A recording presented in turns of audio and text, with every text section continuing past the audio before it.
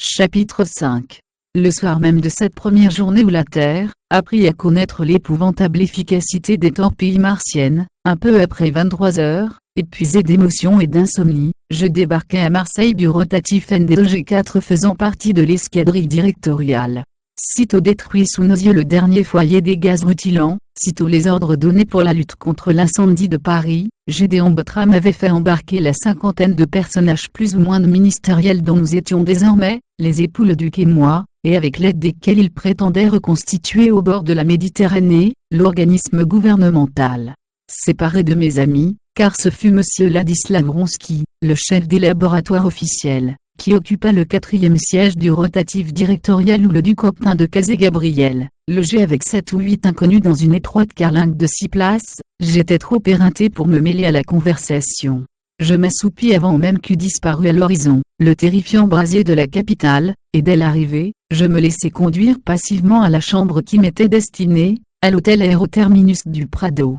Lorsque je m'éveillai sous la chaude caresse du soleil matinal, je restai d'abord les paupières closes, à savourer la béatitude encore obnubilée de ce retour à la vie. Les souvenirs qui me hantaient, de fusées martiennes, de randonnées à garde, de toits croulants, de villes en feu, cauchemars, n'est-ce pas, mauvais rêves, qui allaient se dissiper au spectacle familier de ma chambre de Saint-Valery et de la baie de Somme.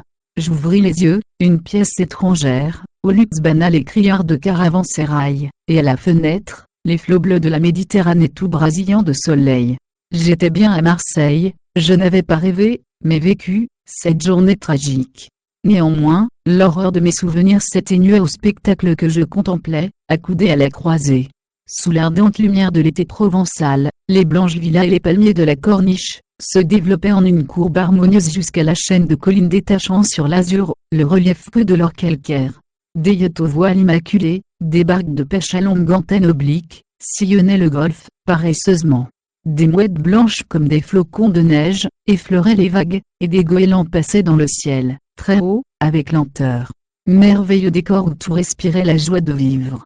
L'optimisme renaissait en moi, tandis que je me débarbouillais. Mon costume d'aviateur improvisé me fit sourire, et je m'imaginais sous les ordres de Gédéon Bottram, chef d'escadrille, combattant les torpilles martiennes. Évidemment nous les aurions, comme j'avais lu dans mon manuel d'histoire. Un tambourinement sec, à la porte de ma chambre, vint me rappeler à la réalité. J'ouvris.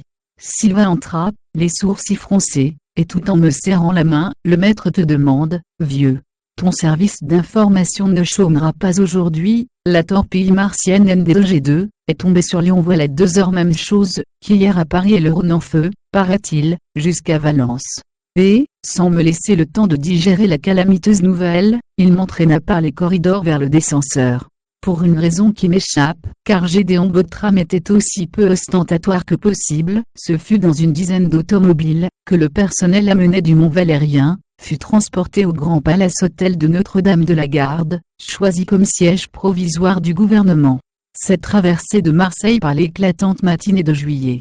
Marseille, vivante, exubérante, agitée par la nouvelle, bien édulcorée, de l'incendie de Paris, mais encore ignorante de la catastrophe de Lyon, et surtout de la série de torpilles suspendant sur la terre entière la menace de leur chute. On savait, en revanche, que la vieille cité phocéenne, remplaçait comme centre idéal de la France, et du monde l'ex-capitale sécanaise, et la secrète jalousie de Massilia contre Lutèce, triomphait de cette satisfaction tardive.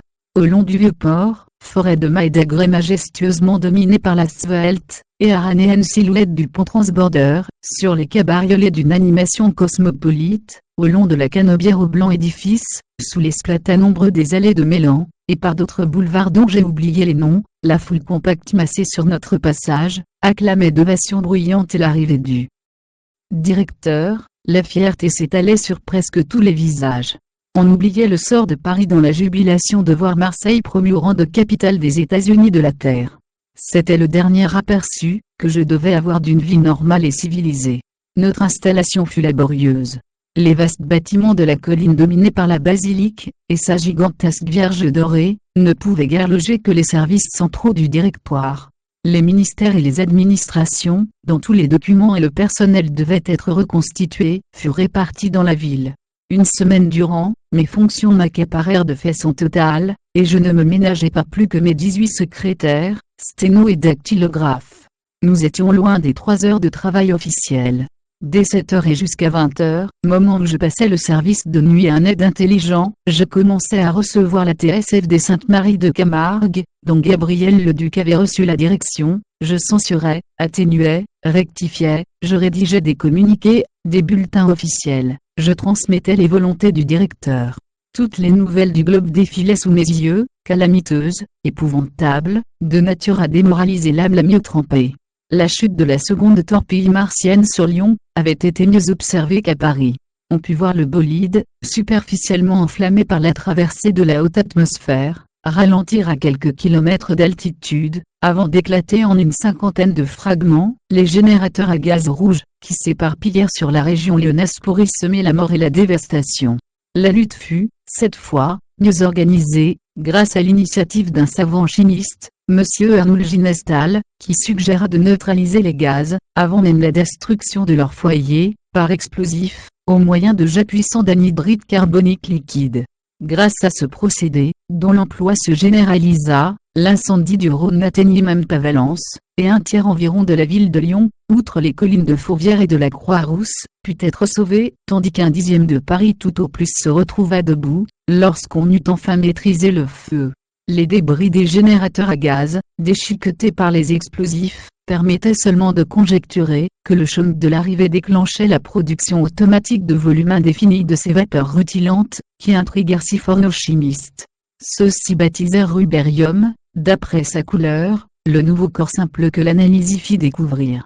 Mais le nom de cette anide prévalut aussitôt, inspiré à un journaliste bordelais par les infernales propriétés de la substance martienne, qui laissait bien loin derrière elle les acides et les comburants les plus énergiques de la nomenclature terrestre. Décomposant l'eau avec flamme, elle dévorait les chairs, les tissus animaux et végétaux, le ciment, la pierre à bâtir, le marbre et tous les composés calcaires, faisait effervescence à son contact, et se désagrégeait en quelques minutes sur une épaisseur d'1 mètre. L'acier résistait assez bien, comme le prouvaient les ponts métalliques de la Seine, tordus par le feu, mais restés en place, et la chute de la tour Eiffel était due à la seule corrosion de ses assises de béton. Divers métaux, l'or, l'iridium, le platine, étaient réfractaires à l'action de la cétanite, et on chercha même à les utiliser pour confectionner des sortes de scaphandres, qui auraient permis aux sauveteurs de se risquer au sein des gaz rutilants. Et ce n'était certes pas le platine qui manquait désormais, non plus que le radium. Car ces deux corps, dont les nombreuses applications, avaient naguère augmenté la valeur marchande dans des proportions inouïes, et menaçaient d'épuiser leur gisement terrestre, constituaient, le premier, le corps même des engins martiens, le second, la réserve d'énergie alimentant la production des vapeurs rutilantes. Chacun de 30 ou 40 générateurs lancés par une torpille martienne comportait, outre les substances non encore analysées, 10 tonnes de platine et 7 ou 800 kg de radium. Ce qu'il représentait la veille encore une richesse fabuleuse, des trésors à faire pâlir d'envie, les princes des 1001 nuits, avec leurs pauvres quelques sacs de rubis, de turquoise, de saphir, d'émeraude, de topaze, de diamants, une pluie de damnés se chiffrant par centaines de milliards, plus que suffisante à payer le dommage matériel causé par les gaz et l'incendie.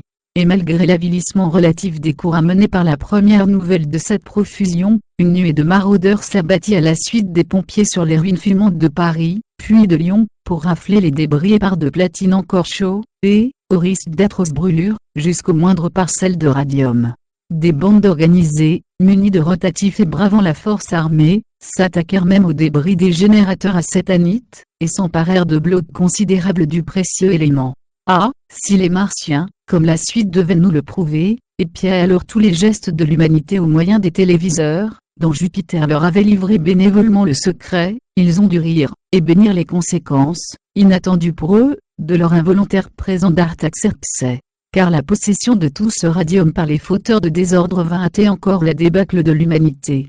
L'anarchie internationale, en effet, existait toujours, mais réduite à l'impuissance de vaines déclamations, et strictement contenue par la dictature gouvernementale, qui disposait du secret des foudroyants et de toute la production du radium destiné à les alimenter. Or, il semble que ce secret fut aux mains des comités occultes depuis un certain temps déjà, et que le produit actif seul leur manqua pour fabriquer des armes, et les distribuer à leurs affiliés, dont les rangs se grossirent en quelques jours d'une tourbe désespérée. Mais j'anticipe. Nice, Rome, Londres, reçurent les 3e, 4e et 5e torpilles assétanites, et partagèrent le sort de Paris et de Lyon. Il devenait puéril de dissimuler davantage au public, que le bombardement martien continuait. Et le directoire m'autorisa d'en faire l'aveu dans le communiqué du 13 juillet. Nous ajoutâmes ce conseil aux habitants des villes, monter aux étages supérieurs des maisons, vers 5 heures du matin, ou même gagner les points culminants, où viendraient les recueillir les rotatifs de sauvetage, que les pouvoirs publics réunissaient en grand nombre, à l'aide de réquisitions. Les moyens de défense, par ailleurs, s'organisèrent, des équipes de transport aérien, munies d'explosifs et de tubes d'anhydride carbonique liquide, s'exerçaient au maniement de leurs engins. Les grandes villes seraient préservées dans la mesure du possible, et ne subiraient pas en tout cas un désastre comparable à ceux des premiers jours. Mais, ces exhortations et ces assurances officielles, contrebalançaient bien faiblement les nouvelles des catastrophes successives. Les réfugiés des villes détruites, en particulier, qui commençaient à arriver un peu partout, dans l'Europe occidentale et centrale et dans l'Afrique du Nord, semblaient apporter une contagion de terreur hagarde, qui se diffusait autour d'eux et ajoutait son influence à l'atmosphère d'inquiétude horrifiée où vivait à présent l'humanité. Ce fut le soir de la mort de Rome, que je vis moi-même les premiers de ces malheureux. Après une journée de chaleur accablante et de surmenage excessif, j'errais mélancolique et seul sur la canebière, aspirant la brise qui montait du port, parmi une foule très tirée, aux sourcils froncés, une foule sinistrement muette. À la terrasse du Café Riche, dans la fastueuse illumination habituelle, les gens restaient devant leur verre, immobiles et prostrés, courbant le dos sous la menace du coup qui allait les abattre, peut-être, d'ici quelques heures, dans l'effroyable agonie des vapeurs rutilantes ou de l'incendie. D'autres, les mâchoires contractées, les mains dans les mains d'une femme, fixaient sur elle des yeux quasi déments. Au bord du trottoir, une centaine de curieux échangeaient à voix basse des réflexions autour d'un groupe lamentable, le mari, la femme et la fillette, des Italiens aux cheveux et aux yeux très bruns, au teint mat, aux pauvres vêtements déchiquetés, brûlés et corrodés, affalés sur de vagues paquets faits de mouchoirs aux couleurs criardes. Un chalutier électrique venait de les débarquer, après les avoir recueillis la veille au bout de la jetée promenade de Nice. La fillette, d'une voix entrecoupée de sanglots, narrait le coup de tonnerre de l'explosion, la fuite précipitée hors de leur masure des Ponchettes, au long du quai, parmi l'affreux tumulte de la ville assassinée, le tocsin, les hurlements de détresse, les sirènes des rotatifs, les premières détonations d'explosifs attaquant les générateurs acétanites, les flammes jaillissant d'un palace à leur droite, et le ruisseau de gaz rouge qui déboucha sur leur chemin, et qu'ils durent franchir pour gagner la jetée sauveuse. Et elle démaillotait l'espèce de torchon enveloppant ses jambes pour montrer les escarres pourpres de la diabolique substance. Les monnaies pleuvaient, l'apitoiement et l'indignation agitaient la foule, des cris hostiles s'élevaient, moins contre les Martiens que contre le Directoire, impuissant à les combattre et à soulager la misère du pauvre peuple, péchère. J'entendis alors pour la première fois appliquer au maître ce nom d'Antéchrist, qui devait être bientôt le cri de ralliement de l'anarchie mystique. Mais une escouade de Sénégalais survint, qui dispersa les badauds et emmena les lamentables rescapés. Nice avait reçu la torpille à 2 heures du matin, Rome à 3, Londres périt à 23 heures. On ne pouvait même attendre à heure fixe, comme on le crut d'abord, la catastrophe quotidienne, et cette désillusion ne fut pas la moins grave, tant l'homme, pétri d'habitude, se raccrocha à la moindre apparence de régularité, comme à une planche de salut pour sa raison. Et les Martiens, plus au courant de notre psychologie que nous ne le pensions, déréglaient leur tir en conséquence. Il fut admis tout d'abord, dans les sphères officielles, que chaque générateur à gaz renfermait, en quelques compartiments étanches, un Martien qui dirigeait cette sorte d'usine, mais cette idée absurde fut vite abandonnée. Les Martiens ne songeaient pas à venir sur Terre avant d'y avoir, sinon aboli l'humanité jusqu'à son dernier représentant, du moins détruit les grandes villes, pulvérisé l'organisme social, annihilé toute velléité de résistance. Ces êtres positifs étaient aussi d'une lâcheté parfaite, et ils refusaient de courir les risques d'une lutte. Et pour coloniser sans danger, ils procédaient comme des chasseurs qui enfument au préalable une tanière de renards. C'était une guerre d'extermination, qu'ils avaient en fait déclarée à notre espèce. Le directoire se gardait bien de publier ses conclusions atroces, mais les masses ne s'y trompaient pas, et la démoralisation de se savoir condamné à mort envahit l'humanité. au lieu d'unir toutes ses forces pour combattre le péril avec une volonté unanime, il semble que la hantise du carnage et de la destruction est réveillée dans toutes les âmes, les instincts ataviques comprimés par la vie normale, et que l'on croyait définitivement matés par le triomphe de la civilisation et de la paix. Et, chose monstrueuse, ces instincts farouches de haine et de ravage, au lieu de s'en prendre à l'ennemi commun, inintergible, l'humanité les tourna contre elle-même, et s'entre-déchira, sous l'œil satisfait des Martiens. Je dirai plus loin les scènes abominables de désordre dont il me fut, hélas, donné d'être témoin. Il s'en produisit à coup sûr dès les premiers jours, çà et là, même dans l'hébétude accablée d'une compréhension encore imparfaite du sort final qui nous est réservé, mais ces mouvements furent comprimés par les polices locales, et il ne nous en parvint, au directoire, que des bruits affaiblis. Nous étions trop absorbés par notre tâche, littéralement surhumaine et sans précédent, de réorganiser tous les services avec un personnel de fortune, et de mettre les grandes villes sur la défensive. Les réquisitions de véhicules aériens, surtout, donnaient beaucoup de mal aux autorités. La panique qui devait plus tard faire le vide dans les grands centres commençait à peine. Les gens se bornaient à coucher sur les toits, et l'attachement au domicile, la passivité résignée, la croyance optimiste que la menace était pour d'autres, limitaient l'exode vers les campagnes à quelques cas isolés. Mais les propriétaires d'avions, se croyant sûrs d'échapper en cas de malheur, refusaient égoïstement de livrer leurs appareils. Les riches, sous prétexte de vacances et de chaleur, s'envolaient vers des villégiatures de montagne, ou même vers les sanatoriums du Groenland, du Spitzberg et autres régions voisines du pôle boréal, que l'inclinaison de la Terre sur son orbite mettait à l'abri du bombardement martien, pour quelques semaines encore, et il était invraisemblable qu'il se prolongeât plus d'un mois après l'opposition de la planète guerrière.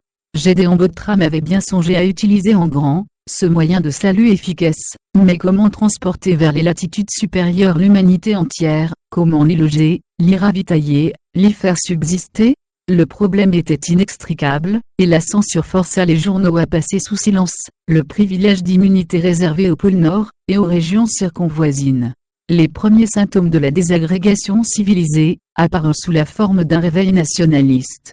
Ces États-Unis du globe, qui depuis 30 ans réunissaient tous les hommes de la Terre dans une même fraternité apparente, cette plus haute conquête de la civilisation scientifique, en était aussi la plus artificielle. L'attaque martienne, et l'explosion des instincts ataviques, qui en résulta immédiatement, lui portèrent un coup mortel. Le directoire terrestre, en somme établi par la force, continuait à régner par l'habitude acquise, et par le prestige mondial de Paris, centre politique et intellectuel du globe. Mais ce prestige n'allait pas sans une certaine rancune des ex-pays autonomes, envers la France impérialiste, qui les avait réduits à l'état de circonscription administrative. Paris, capitale et cerveau du monde, objet universel de convoitise et d'envie, fournissait toujours des allusions aux prédicateurs des religions même officielles, qui vitupéraient contre sa splendeur dissolue et sa débauche, et à mots ouverts, vouaient la Babylone moderne au courroux du Très-Haut. Les propagandistes inlassables de l'anarchie leur faisaient chorus, et voyaient dans la libération du joug directorial, le premier pas vers le bonheur communiste de l'humanité.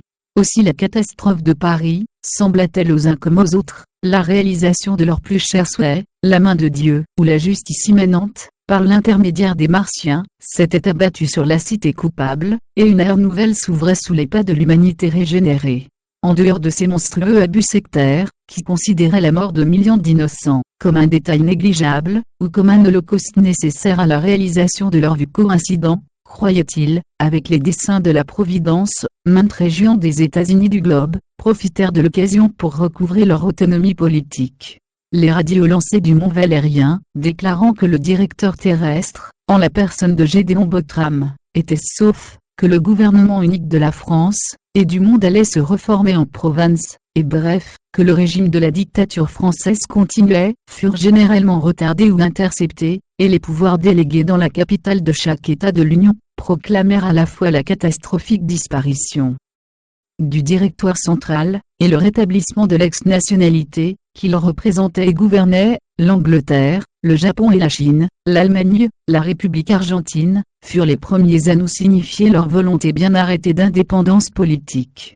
Et les journaux de Washington, qui nous arrivèrent dès le 11 par le tube transatlantique, contenaient des tirades insultantes, et presque agressives à l'égard de cette Europe qui avait obligé durant plus d'un quart de siècle les États-Unis, les vrais, ceux d'Amérique, à écarteler leurs glorieux drapeaux, les Star and Stripes, du monogramme Pax et du globe azuré figurant le symbole du tyrannique directoire.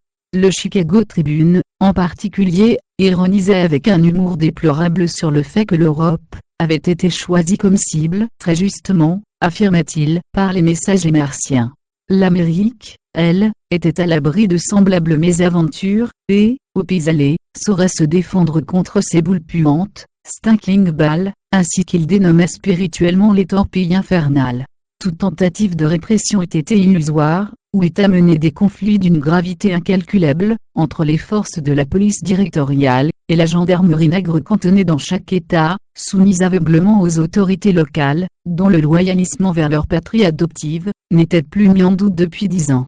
Il n'y avait pas à revenir sur le fait accompli, le directoire de Gédéon Botram ne régissait plus que la France, l'Espagne, l'Italie, la Belgique et la Suisse. Nos messages de TSF ne radiaient plus au monde des ordres incontestés, mais les nouvelles quotidiennes des désastres accumulés par les torpilles martiennes, et des exhortations platoniques de défensive. Car les luttes fratricides qui devaient bientôt ensanglanter les continents, et ajouter leurs aveugles horreurs à celles du bombardement martien, n'eurent pas lieu entre peuples. La gravité de leur n'échappait point aux gouvernements locaux, ils cédèrent bien à la vanité nationaliste en proclamant leur scission d'avec le directoire français, mais n'allèrent pas jusqu'à le combattre, et résistèrent à la poussée des instincts ataviques. Ceux-ci opérèrent leurs ravages, d'abord entre classes, puis au hasard entre humains quelconques. Sales et là seulement, des précurseurs sporadiques de la Révolution, s'avisèrent de détruire les antennes de TSF, isolant de l'information mondiale toujours centralisée par l'ex-directoire terrestre, une capitale ou une ville, qui poursuivait, par la vitesse acquise, dans l'ignorance des nouvelles calamiteuses, une existence précaire et spasmodique, tel un canard décapité bat encore des ailes et s'efforce de courir. Par réflexe. En outre, cette désagrégation politique de l'humanité, révélatrice de l'affolement profond des esprits, eut lieu avec un ensemble et une spontanéité stupéfiants. Ce fut un exemple palpable de ces sortes psychiques qui semblèrent, alors plus que jamais, traverser tous les cerveaux à la même heure, faire penser et agir comme un seul homme tous les représentants de l'humanité. Les diverses phases de la panique terrestre, les contagions de sentiments ou de résolutions, qui bouleversèrent également tous les peuples, en cette ère maudite, se déclenchèrent partout à la fois, tels les récepteurs de TSF sous l'influence des ondes hertziennes. J'eus tout loisir de m'en convaincre au cours de mes fonctions officielles, et plus tard, lorsque je fus balayé avec le gouvernement par le cyclone vertigineux de la panique révolutionnaire, je ne doute pas que les scènes auxquelles j'assistais, ne se soient déroulées en même temps, analogues sinon identiques, sur toutes les faces de la planète condamnée.